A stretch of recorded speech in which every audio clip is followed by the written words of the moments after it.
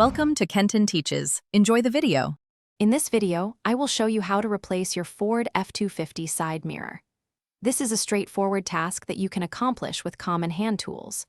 First, gather your supplies, including a new mirror assembly, a flathead screwdriver, a Phillips head screwdriver, and a ratchet with 10mm, 8mm, 7mm, and 11mm sockets. Having these items ready will make the process smooth and efficient. To access the mirror's mounting hardware, you'll first need to remove parts of your door panel.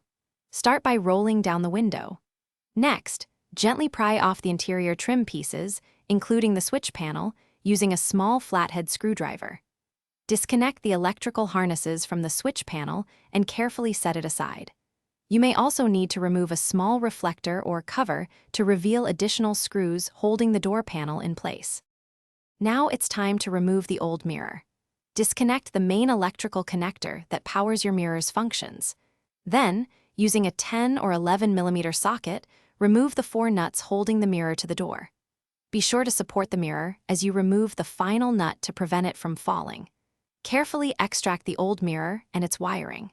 Next, feed the new mirror's wiring through the door opening and secure the new assembly with the 4 mounting nuts, tightening them firmly but not excessively.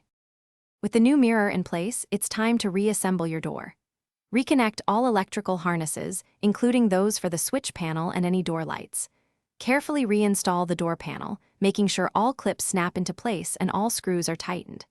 Finally, test your new side mirror's functions, such as power adjustment, heating, and turn signals, to ensure everything works correctly.